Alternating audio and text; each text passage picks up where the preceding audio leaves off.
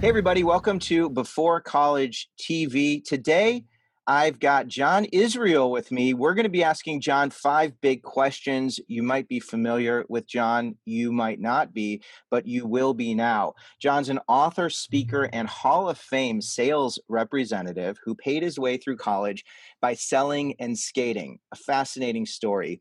He's one of the most grateful people you will ever meet. You can learn about John and his Mr. Thank You project at mrthankyou.com. He also has a book. It's the Mr. Thank You Project, a journey to elevate the level of gratitude on the planet, one card at a time. And the book chronicles John's letter writing, thank you letter writing journey, 365 days, 5 thank you notes a day.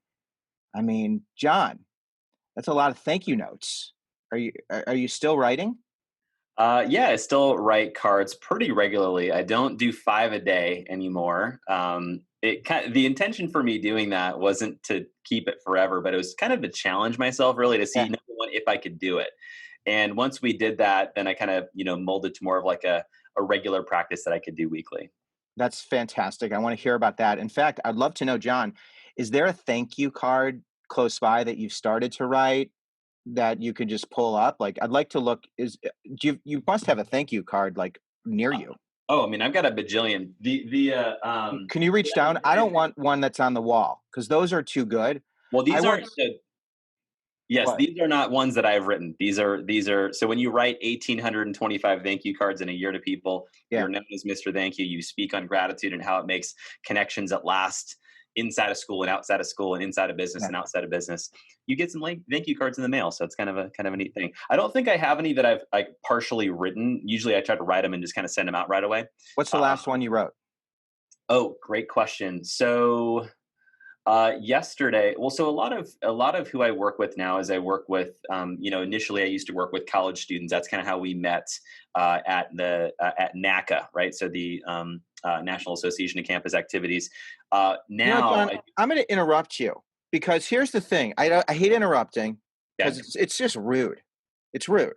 But earlier, before we started rolling, you were being really kind. You were talking about how we met at NACA yeah, and just the big. I remember that like it was yesterday, dude. Like I remember it. So I didn't want to talk about it before we were rolling here because it was such a beautiful exchange and you were so kind and just you have you have a light to you, like you really, you know I want to show people that light. Man, like you were so nice to me. Tell me a little bit about what you were going to say before I so rudely interrupted you. yeah. Well, so let me fold them together. So with that, initially a lot of my work, this is how we met was through speaking at colleges and speaking to students. Now a lot of my work is in training companies, sales organizations, and businesses how to create loyalty, how to make connections that last, and really we try to help companies and businesses prevent client and employee attrition, which is essentially when you work with somebody and then eventually they go away. So a lot of that comes down to the relationship, the connection, and gratitude is a big piece of that, right? That's how the whole Mr. Yes. Thank You, writing a lot of thank you cards became like something that was very translative into business. But funny enough, the idea, the inspiration came from college. But how we met, by the way, so just to tell that story, and then we can fold into Mr. Thank You here. I got really fortunate to pick up a sales job early in my college career. I was 19 years old and I got a job selling Cutco knives house to house. It was a great job. I learned a lot. I made a bunch of money. We might talk about that. But ultimately, with that, I started to become a trainer for the company. So I was actually, and they recruit a lot of college kids. So I used to teach and train college students professional selling skills, professional networking skills. And it was this really cool thing. And I remember thinking like, wow, I'd love to do this professionally. So I started looking into like, who does this for a living? And I started looking up like college speakers. And the first person that came up was Harlan Cohen. And so I bought all of his books and I read all of them because I Me, was trying to get not ideas not for my own like book. Harlan Coben. Me, you're talking about me. Yeah, actually, yes, the Harlan Cohen. That's And so I, exciting. I bought all Harlan's books, and it was just funny because I had a friend who was also a college speaker named John Vroman. So you might know John. John was John's a college great speaker guy. of the year, great guy. And so I went with him. I shadowed him at NACA, so the National Association of Campus Activities National Conference. And as I get there, I'm walking through just a hallway, and one of the first people I see is Harlan Cohen, and I was like, Harlan.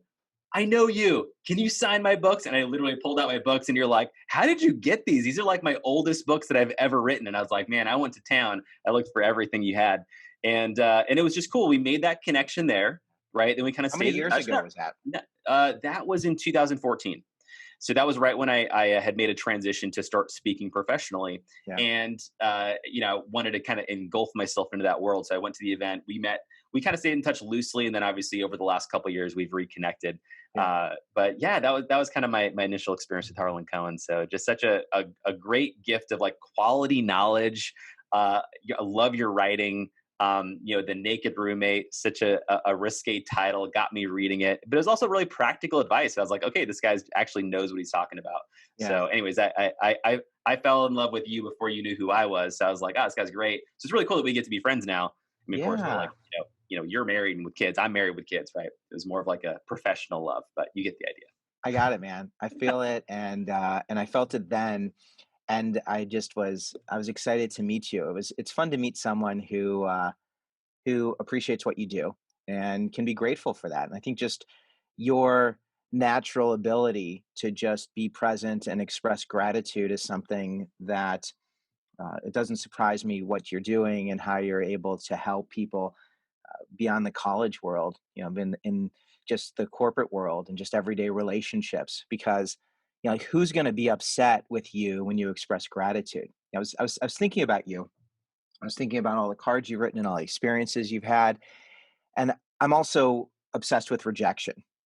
Like that's the thing. I'm like the king of rejection, and I wear my crown proudly. I'm okay with that. I get rejected every day, and I imagine when you're showering the world with gratitude, you surprisingly might deal with resistance, rejection, people who maybe are surprised or taken aback.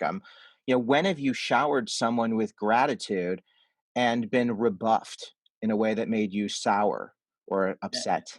Yeah, well, so I'll share this in a slightly opposite way, which is with the real problem with gratitude. It's not as much on the how people respond to it. I do have a good story around that, but part of it is actually how we show up with our experience of the world, right? So the best definition of the word gratitude is the emotional experience one has when you receive a gift or experience something as a gift. Okay. So just to lay that out. So you feel that gratitude when someone gives you a surprise gift. Maybe it's your birthday, maybe it's not your birthday, and they give you something that's really meaningful. That emotion you feel, that's gratitude.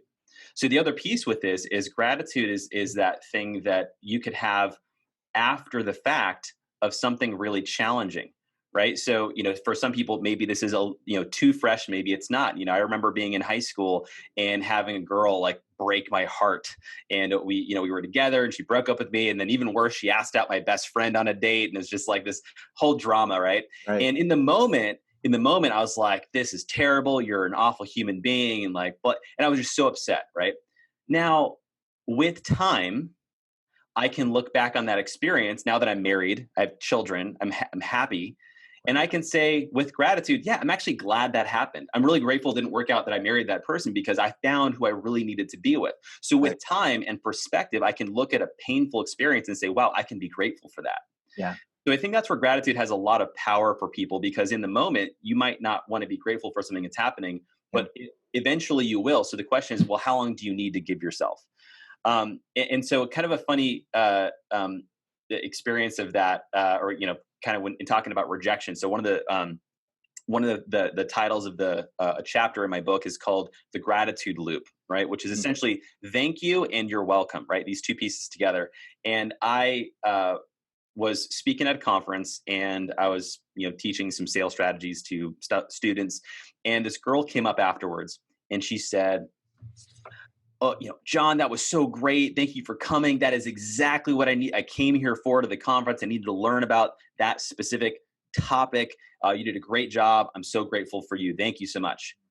Now, what do you think how are you supposed to respond to that, Harlan? What are you supposed to do, right? And this happens to you, right? If you speak at a Sure. college and someone expresses all this love and gratitude, how would you specifically respond to that? I would say I'm so grateful to know that this reached you, and it just, it means the world. This is why I do what I do, and thank you so much for the gift of sharing that. Yeah, I wish I had done that. You know what I actually did? Is I said, "Oh, man, I appreciate that, but there's just a couple of things that I forgot to say that I missed in my PowerPoint that I really prepared, but I should have prepared more, and I totally didn't, and I'm really sorry. It could have been better." Right. And she looked at me with this like utter confusion, just like, "Oh, I thought it was great," and then walked away. And so it was this experience of like a lot of our Yeah. biggest challenges with gratitude are what are you present to, right? And so much of what we look at in ourselves or of the world is like what's wrong, Yeah. right? And that in lies like an innate human problem, which is it's called a negative bias. You're probably familiar with this. It's a psychological term where we are prone to notice what's wrong before we notice what's right. Right. And so that, and it comes from the caveman and cavewoman days when we'd hear a growl in the bushes, and we wouldn't assume it's a cute little kitty cat. We would think, oh my gosh, that's a saber-toothed tiger. We would run away and we would live to see another day.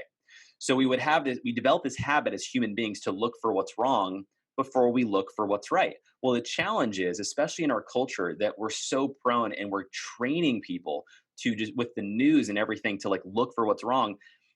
Well, you need to ask yourself, well, how is that starting to affect your life? How is it Right. affecting your relationships? And we've all experienced this where we've tried to actually give someone gratitude, but they didn't even receive it.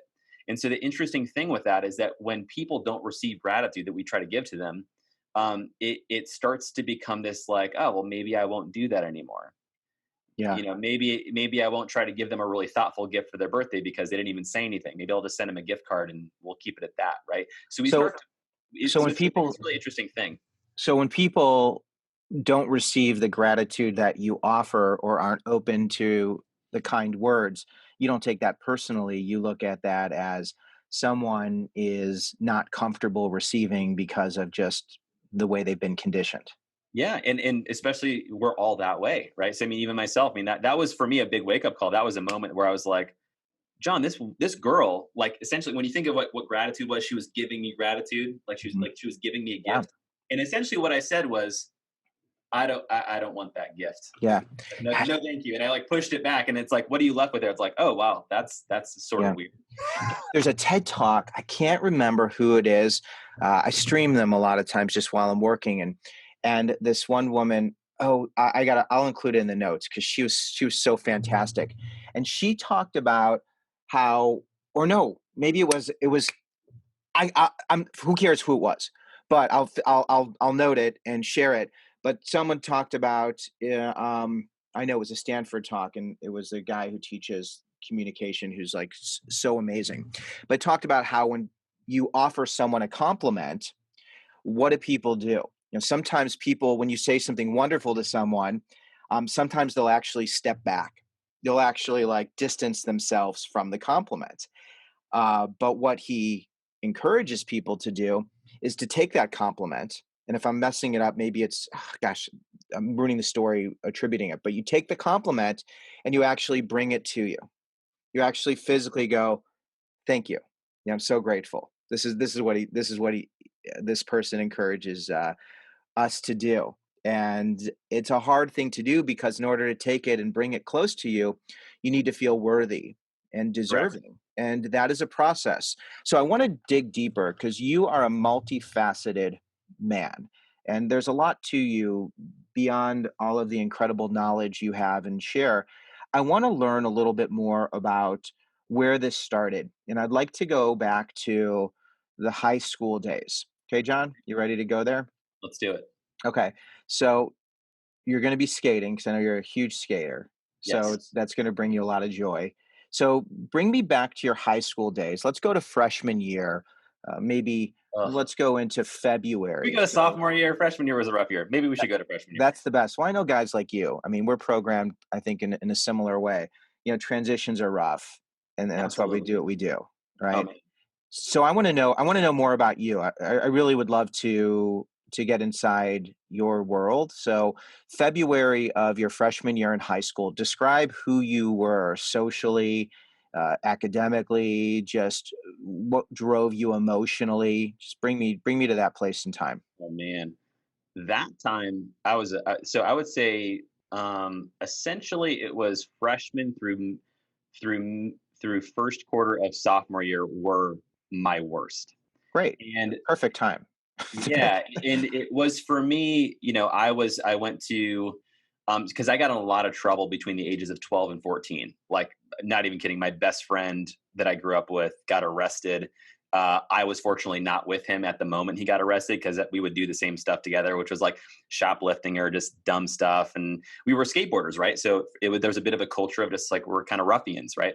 And Right. so I got really lucky that him and actually a couple other friends were doing something I just happened to not be there for, and they got arrested and I didn't. And so I got really lucky, because Yeah. they started going on this path that they just continued to get, pretty like deep into drugs and pretty deep into just like that lifestyle. And my parents caught wind of it, like when my friends got arrested and I didn't. And so they got really particular to make sure I went to a high school out of the area. So they sent me to high Mm. school 30 minutes away, which kind of, made it even worse, because then I'm like this new kid at a high school.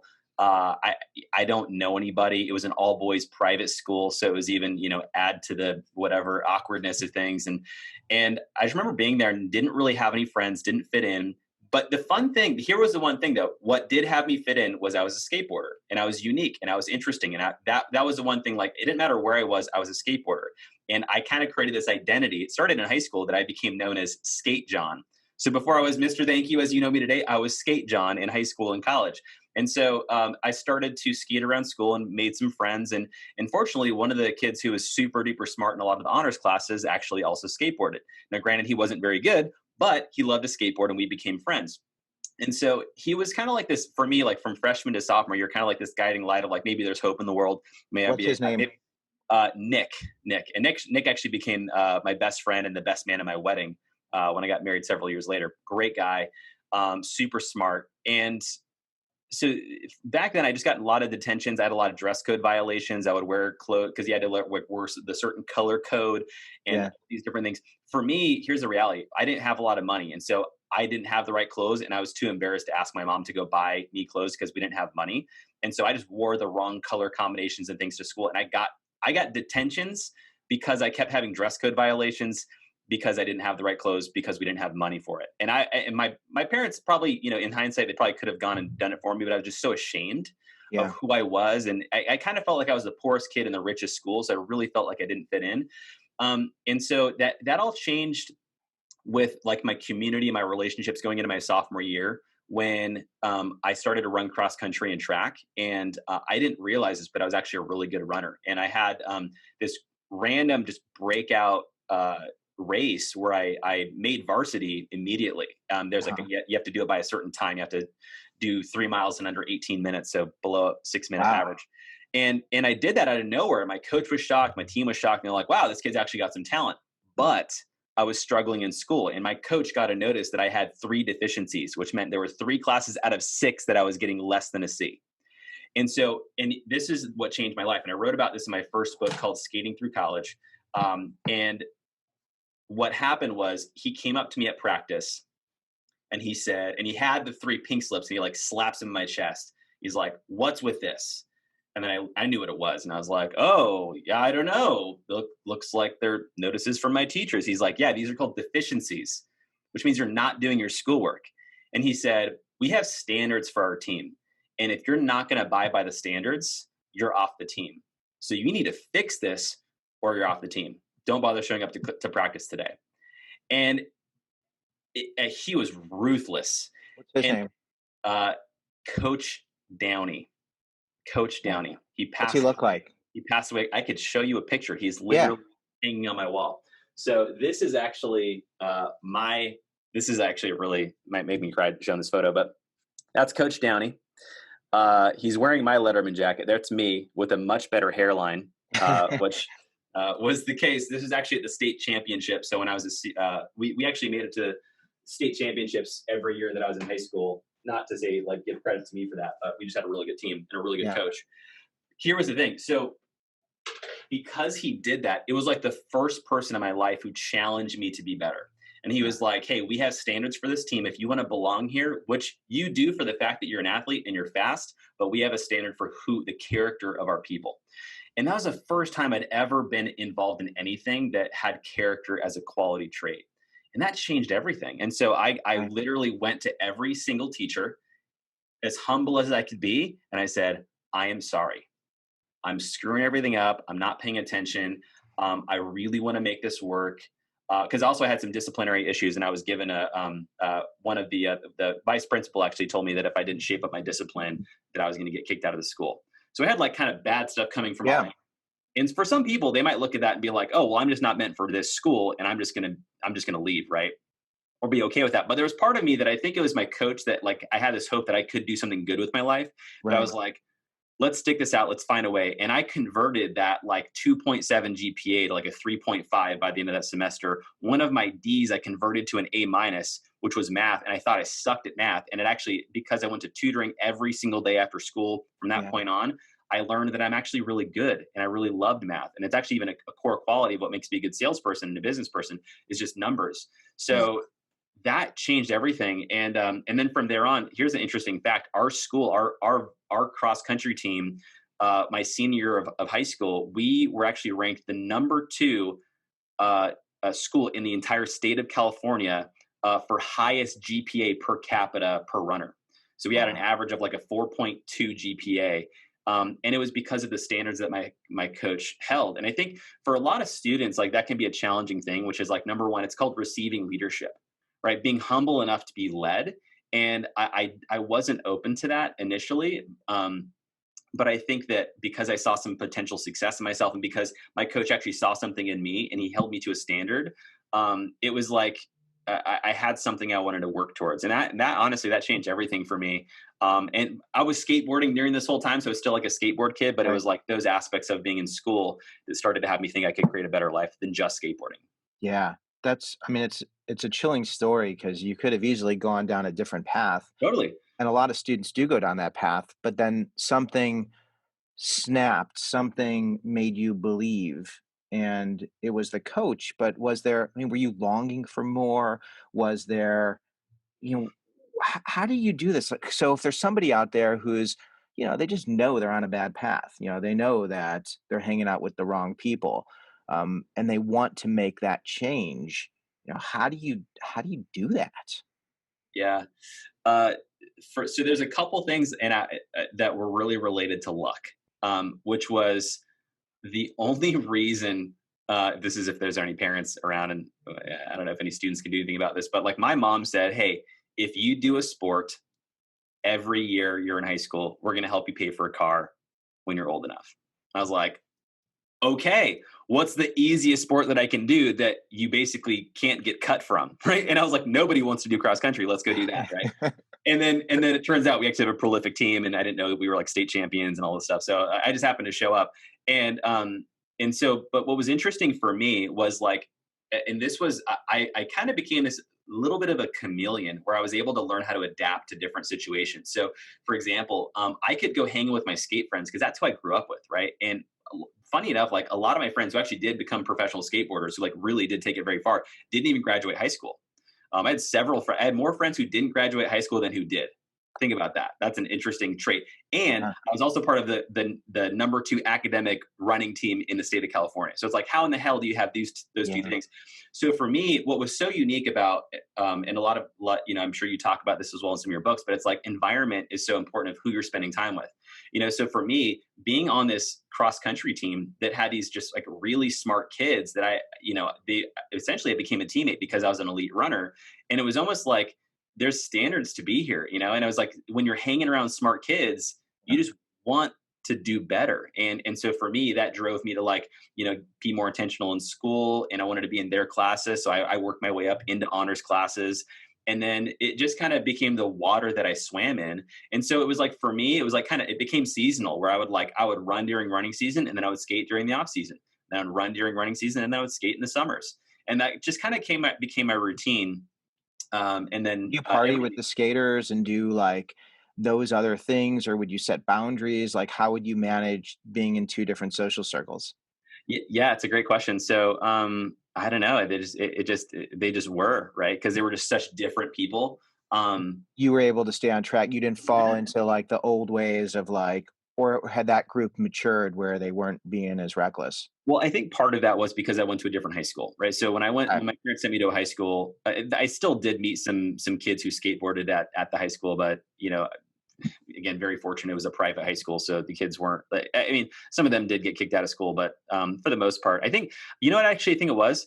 It was that one of my that my best friend Nick was a smart kid who skated, and I actually would go to his house after school instead of coming back to my house in our neighborhood, 30 minutes away, Mhm. for all my friends who like didn't graduate high school. So it stayed separate because I only saw my other friends on the weekends, and I would Okay. only just skate with them on Saturdays and Sundays, and so I think for me it was like they just all got to coexist, Yeah. and they didn't really know each other. So it was a little bit of a pink rhino in that case, where it's like very rare. Where I had the fortune of going to school far away, which initially I hated and I thought it was the worst thing ever, but it was really actually really good to separate my life that way. So you mentioned that you didn't have enough money to buy the clothing to match, and you would get detentions for that. And you didn't talk to your parents about this. And then you mentioned going to a private school that's pretty cushy, it sounds like. So how do you get to go to a fancy private school if money isn't something that you have a lot of? Yeah, that's a great question. So I'm the youngest of five kids. My parents sent all five kids through private Catholic education from kindergarten till college, till high school. College was all on our own. That's what everyone had to do.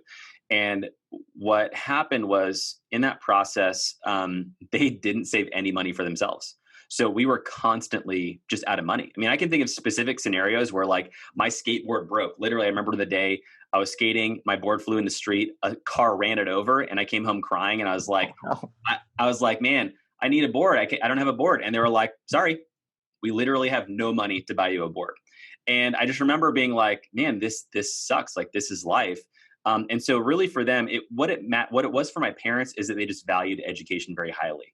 And unfortunately, they valued it more than saving for themselves. So here's what happened, actually, and this is kind of a great leadway into college, yeah. which was they basically barely had enough money to get us or get me through school.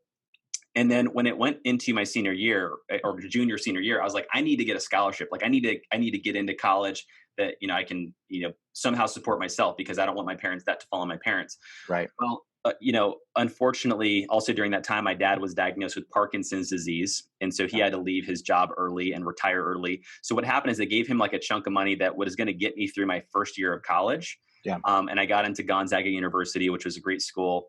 Um, and what this was, I think it's kind of funny. It taught me my first skill of negotiation, which is really interesting that I got into sales. I remember, and I don't know if this might be helpful for students to know, that you can negotiate financial aid. I didn't know this until I tried. So I remember I got accepted to two universities, Marquette University and Gonzaga University. And I got both financial aid statements, both very close. I got academic scholarships for both schools.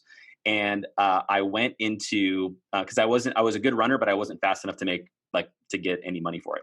Okay. And I got into both schools. Marquette gave me a little bit more money, but it was way in Wisconsin, way far from my family. I kind of didn't want to go there. Yeah. Gonzaga was a little bit better fit, but they just weren't giving me as much money. So I went to go visit the school. I brought both financial aid packets, and I said, "Hey, Marquette's giving me this much money. Here's how much money you're giving me. If you can match or beat their price, I will sign today." Like it was kind of like a hardcore close for the university, and it was really funny because the lady at financial aid was literally like, "Let me go talk to my manager," right? Like, let me go to the back room and Right. talk to the head person. And then they came back and they're like, "Well, you're in luck. We have some extra financial aid money, so we're going to bump up your academic scholarship from like 5,000 to 10,000 a year, whatever it was." Right. And that was what did it. And so for us, we still had to pay some money for school, but it wasn't as much because we didn't have a lot of funding. Which Right. is, by the way, helpful for a lot of students to know, is that there are some schools that have a very generous programs. For me, Gonzaga was a great university because they were very generous with their students who didn't have the money for it. And so we, we had to come up with like 5 to 10 grand a year for me to go there. And this is where like kind of the next phase came, which was my parents got me through the first year. And then I came home and they said, "Sorry, John, we can't do this." And skateboarding was starting to take off for me. And I was like, okay, maybe I'll just like quit school, come home and professional, like just go pro like some of my friends have. But here was the thing, this was the inspiration that really kind of led to the book that I wrote, Skating Through College, which was, of all the people, a lot of my friends who were skating that did go pro, they got an injury and then they were gone. They were done with the sport. They couldn't play anymore. And then they also didn't have a degree. They didn't even have a high school education. And so they were literally working at Jiffy Lube and getting a GED on the weekends. And I saw that and I was like, I don't want that. So for me, there was like this strong I had like a lot of chips on my shoulder where it was like, I didn't come from like a lot of money. My parents, were struggling. My community, my friends weren't doing that great. And I was like, I want something different. So I came home my summer from freshman to sophomore year, frantically looking for a job. I needed something that paid more than minimum wage because I had to make about like, with financial aid, it was going to be about, for me, that second semester was like $8,000 I had to make on my own. And so I heard about selling Cutco knives as a summer job. I had some friends from high school who did it.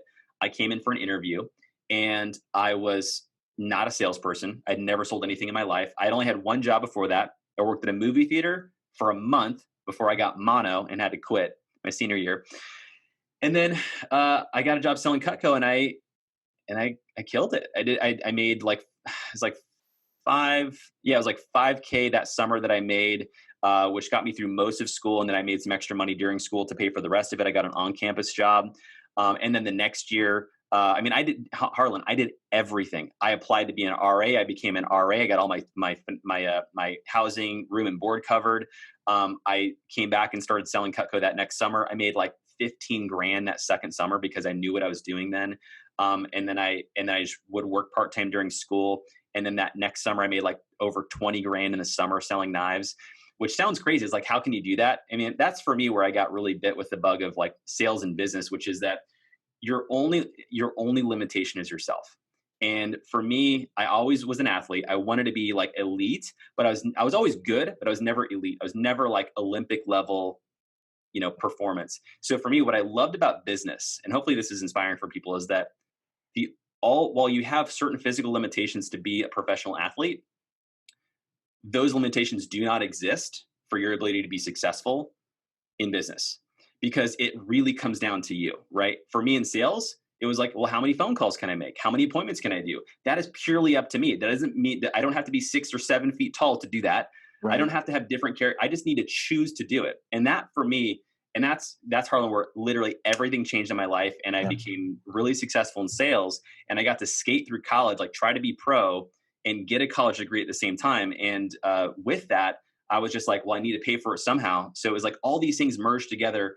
That's why the title of the book, the first book I wrote, is called Skating Through College: How to Pursue Your Passions, right? To do something you care about, make a difference, like help people. And 3 is without sacrificing your GPA, like how to still get good grades, because it doesn't have to be a trade-off. It doesn't have to be one or the other. And for me, that's what got me through school. And it was such a great experience. And I'm so glad I did it. It was really hard. Like college is hard. High school is hard. That's okay. It's also hard being a parent, being an adult. So it's just preparing you for the future. So I want to take a step back, and you are faced with this bill. You've got $8,000 you got to cover. You have never made $8,000 before.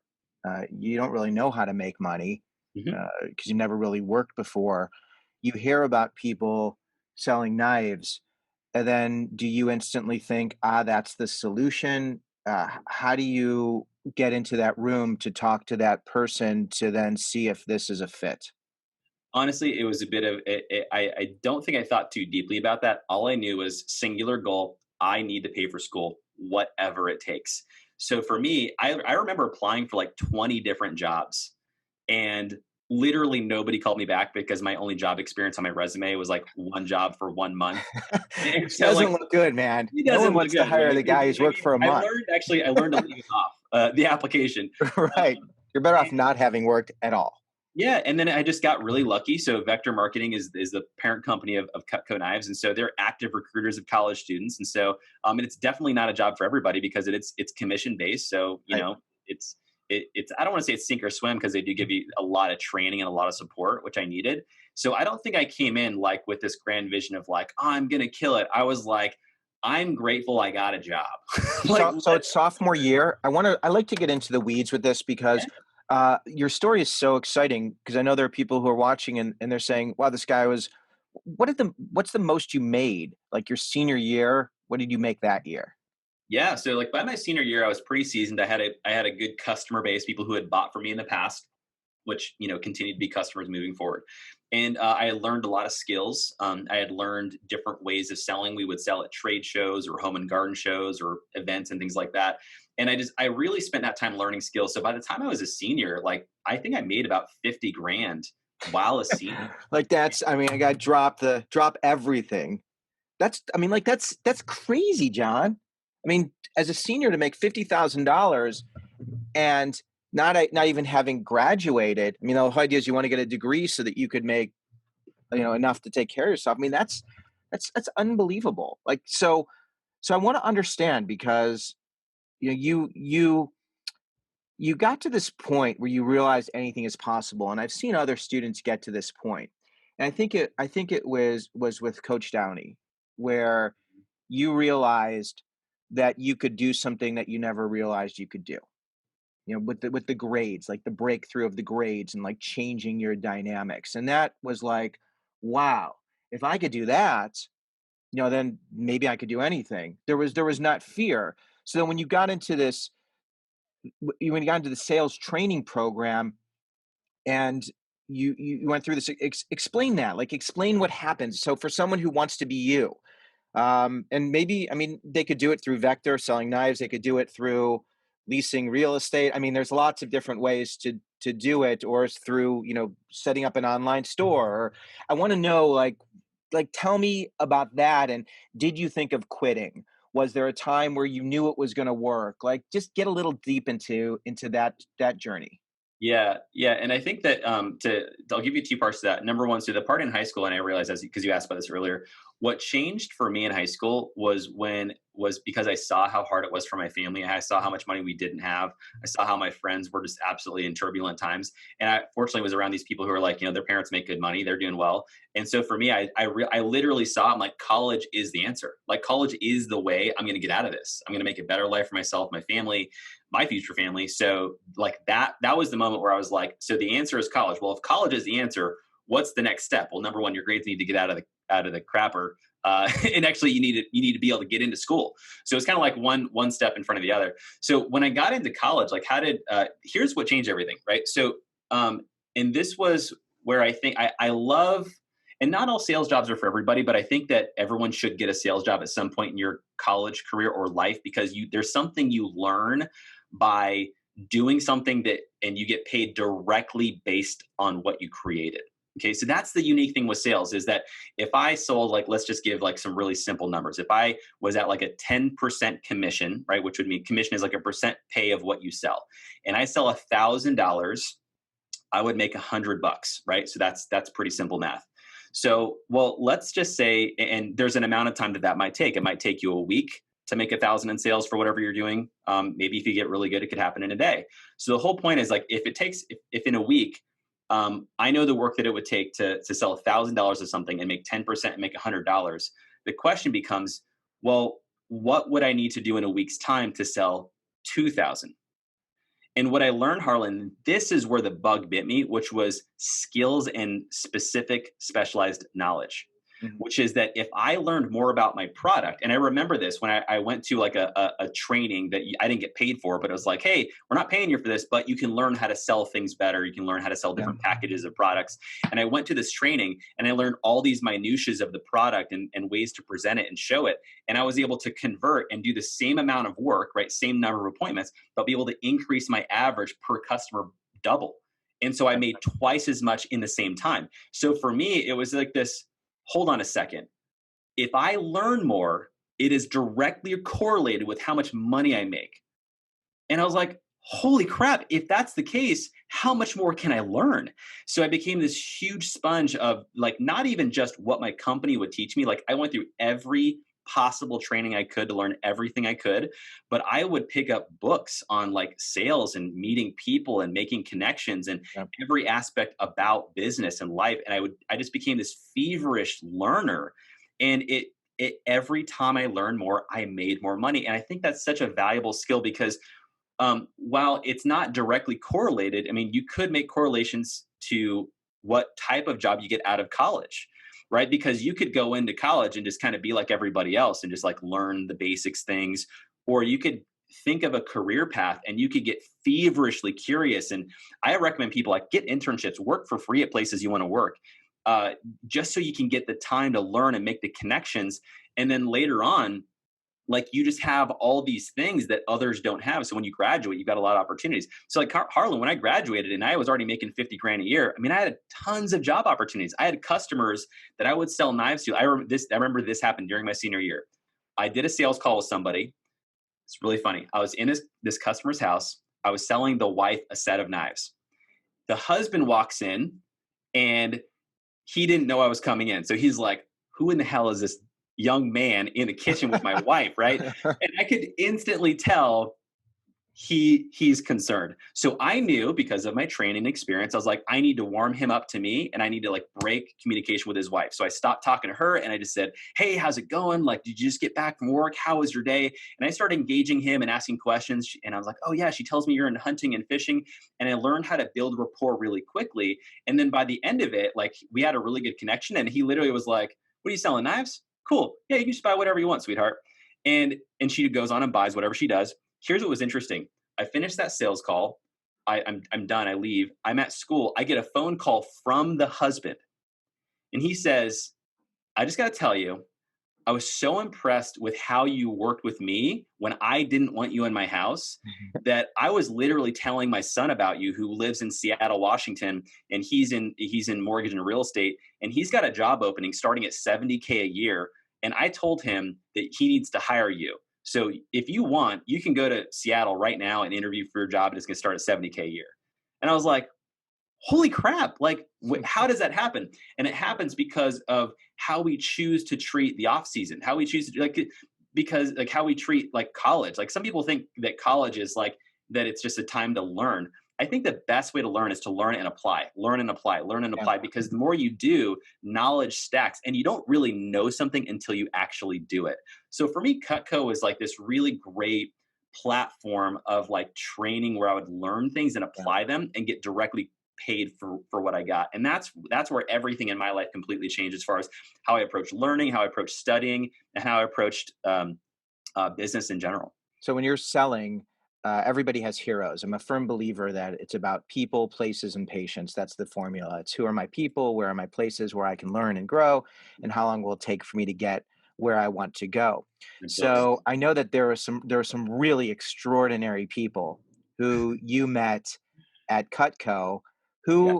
Who were some of these people, and who continue to be some of these people who are in your corner? Yeah. Well, so what I would say is that, and this is a caution for anybody who wants to get in business or whatever line of work you want to get into, is that it's important to learn how to be successful by being yourself. You know, early in my career, because I'll give you like examples of where that didn't go well, where my early first mentor at Cutco, like he was like a hardcore salesperson. Like he was just like, he would do borderline like ethical things to close a sale. And I remember being like, oh, I guess that's okay. But I also didn't feel good while I did it. And I remember when I went to a conference and I got to meet all these other sales reps, and I met this girl named Katie. And she was like the most low key person from the Midwest, really friendly. And she sold more than I did every year. And she was the same age as me. And I was like, whoa, wait a minute. Like, you can just be normal. Like you can just be yourself and do well here. So for me, that really, and that made a big difference in how I showed up on my appointments and being authentic and being congruent and just being myself. So that made a big difference. And then for me, it was constantly leveling up who I spent time with. You know, like at one time I broke the all-time national sales record for the month of December in the company history. So it's like, well, how do you do something like that? And why, number one, I had to call the guy who broke the record and held it for 10 years and make friends with him and ask him questions. Who is that? His name is Carl Drew. And Carl taught me everything he did to set the record. And so I basically did everything he said and then some. Was there one thing that he did that was like so groundbreaking that you can just share? Because I'm so interested. Totally. So this is interesting. When we talk about the value of focus, right? If you need to hit a goal, whether it be a sales goal, a study goal, or whatever it is for you, focus is key. And so he talked about the extremeness of, he's like, if I break the sales goal, I need to literally only focus on sales. So for this entire month, he's like, so what are my biggest distractions? And for him, the first thing he said was television. Television is like the thing that's going to like, if I don't hit my goal, it's because I watch too much TV. He said, how can I get rid of this? How can I make sure that doesn't happen? He literally unhinged his TV. He went to the trash can and he threw his TV away. It was perfectly good, but he threw it away. And he said, you know what? I will make enough money during this time to buy a new TV when it's over. But right now I need to get that. So I need to get that out of my life. So what I saw for him You was, run and get, or you couldn't get the TV because this happened in the past. All oh right. yeah, he I, lived in Indiana. So this is all like right. really far away. So, but what I heard was like, he was willing to literally do anything to get any distraction out of his way because and this is what's important about like, I think students and commitment, because a lot of people say they're committed to something, but all there really are is they're interested, which is like, hey, that would be nice. And they're not truly committed because true commitment is like, I will do anything I need to do to get what I want. And so for me, I heard him say that. And so I had asked myself that question, what would I need to do? What would be my biggest distractions? And for me at that time, it was my phone, right? For a lot of people now. And so I said, okay, what could I do to guarantee that my phone won't be a distraction? So number one, it was literally deleting every app off my phone. And Harlan, this is where it got crazy. I went through my phone and I deleted every single contact of anybody who had not directly helped me achieve my sales goal. And I got my phone contacts from 200 down to 8. Wow. And now what I did was I took everybody who was important because by the way, I'm telling you, my mom didn't make that list. I love my mom, but it was just she wasn't How gonna didn't she make help. the list? Because she didn't help you to sell? Is that It, what was the it, criteria? long story there. But Okay. Next she, time. it Please do. was, I love my mom. It was just like we had like a unique relationship where Okay. super healthy. So I put anyone who wasn't on, I didn't feel would help on a sheet of paper. And I said, if I really need to call them, I can look at the sheet of paper and I can call them. But until then, nothing matters until I hit the sales Yeah. goal.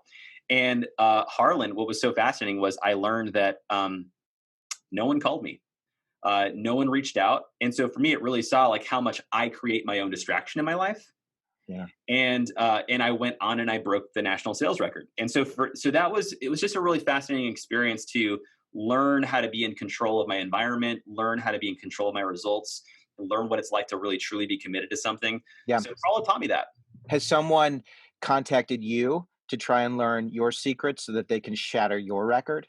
Oh yeah, all the time.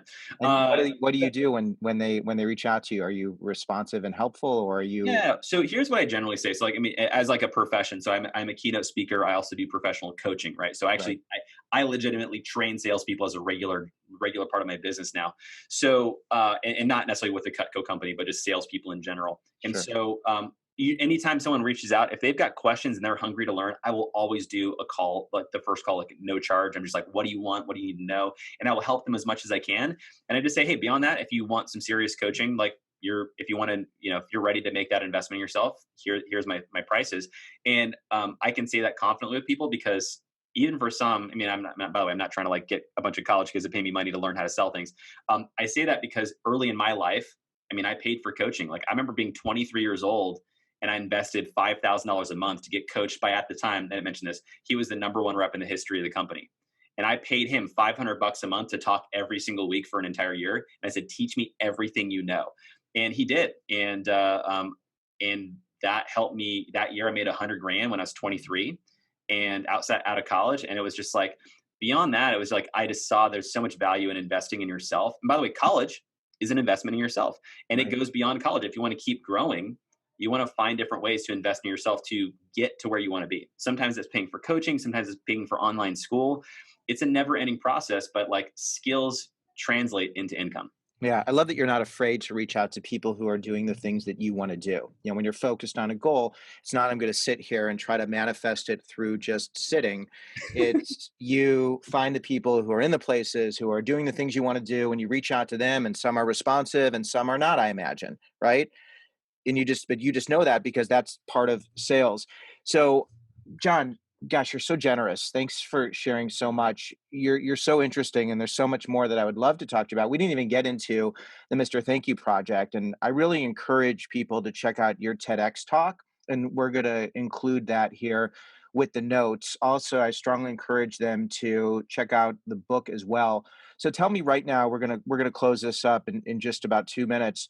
I want to know what you're working on and what your dream is. What's your dream right now Yeah. that you're focused on, that you're excited about, that's consuming you? Yeah, so it's twofold. So, I mean, well, I guess threefold. Number one is I'm a parent, so I'm married. We have three children. My wife is expecting our fourth in February of 2021. So uh, that's my number one thing. Like that's everything I do. I have evolved my business to take care of my family. So I think what I tell people, if you want to get into business, I don't think that the purpose of business is not to run a business. The purpose of business is to design the perfect life for you. Right. And that's for me what I've really tried to do is I've tried to design and structure how I do things, how I work with customers, how I work with people so that I can be home every single day and not be on the road all the time, which can be difficult in sales. And as you know, as a professional speaker, it can be Yeah. challenging. So that's my number one thing. The number two thing is partially with the Mr. Thank You project, right? So our business goal. So now I do speaking consulting for companies, businesses. I still do some college speaking, not as much. It's mostly in the business realm. So our mission is to rehumanize the workplace and marketplace, and that is important to me because uh, I feel, having been in sales for so long, there is a major distrust of sales, understandably Hmm. and understandably so. And for me, I was able to build a thriving career in business because I just took care of people. I'm focused on the human to human interaction. I called when I didn't need something. I did certain things that just built relationships that created job opportunities outside of what I did. And for me, I just really want to teach people how to do that because there's a lot of uncertainty, a lot of fear right now, especially with COVID-19 in the midst of when this is being recorded. There's a lot of fear out there. And so what I'm here to tell you is that like, if you just take care of people, they'll take care of you, right? Regardless of what happens in the world. And so my goal is just to teach business people how to do that. So we have a framework we teach called Becoming Irreplaceable. Essentially, how do you become somebody your clients don't want to live without? Right. That's the message I speak to businesses on. Now with Mr. Thank You, and this is how they kind of tie together. And Mr. Thank You kind of built that. So our mission is to inspire 74 million thank you cards written around the world. So how that came about, by the way, is actually a funny college story. I was in a college biology class, and the teacher was talking about all the oceans on the planet, and he was the question he said was, "How much energy do you think it would take to raise every body of water, all the oceans in the world, all the lakes? How much energy do you think it would take to raise all those bodies of water by 1 degree Fahrenheit?" No one knew the answer, and he said, "It's a lot." And it was some bajillion kilojoules, like it was a huge number. And what he was getting to is he said, that's not gonna happen from any one fish, any one person, any one country. It is a result of collective neglect. Now, what he was getting into is a conversation about global warming and environment, and whatever people's beliefs are on that. The whole point he had was that collective neglect can have a negative impact on anything, your environment, your school, your workplace. And so I remember thinking that and thinking like, well, that's interesting. That's what it would look like in the negative. Right. What if we could do something in the positive? And that's where this whole idea of, I chose to write 5 thank you cards every day for a year to kind of catalyze this idea of like, what if we could inspire 74 million thank you cards written around the world? That is effectively 1% of the world's population. There are 7.4 billion people on the planet. And so for me, that gets me excited because it's real. We actually built MrThankYou.com to track that. So if anyone hears this, you start writing thank you cards to people, you pick up my book or anything like that, you get inspired to do this. You can actually start your own gratitude project. You can go to MrThankYou.com, create a free account, and then you can log the cards that you've written to people. Cool thing is if you put their name and their zip code, it will actually give you a global gratitude map, which shows where your cards are going around the world. So our big thing right now is like, we want to just influence the world with positivity, with gratitude, and not just like this flippantly like, yeah, let's just all be happy, but like in Yeah. a real physical, tangible, trackable way. And we can actually do that with our website. So those are my three things that I'm really focused on right now. So to summarize, it's family, it's Mr. Thank You, and the third is, did I miss the third? It was rehumanizing the workplace and marketplace. Rehumanizing the workplace. Yes, and that folded into Mr. Thank You. I was so engaged in everything you were saying, and just really moved. And you're very inspiring, and I'm excited not only to have the chance to share you with everybody who's participating in this, but I'm most excited, John, to be able to connect with you, and like the gift of this is as I get to visit with you and see your light and understand how you continue to be exceptional and inspire other people. And I look forward to continuing this off camera. because I just enjoy you. You're just a nice energy to be around. So if anybody wants to check out John's information, you can visit mrthankyou.com. Is that correct? Absolutely. mrthankyou.com. You can also check out the books, The Skating Through College. And if you want to help humanize your business and you want to learn how to connect with people in a deep, meaningful way while being able to share your gifts, John is in your corner to help you through that as well. John, I know we got a hard stop here.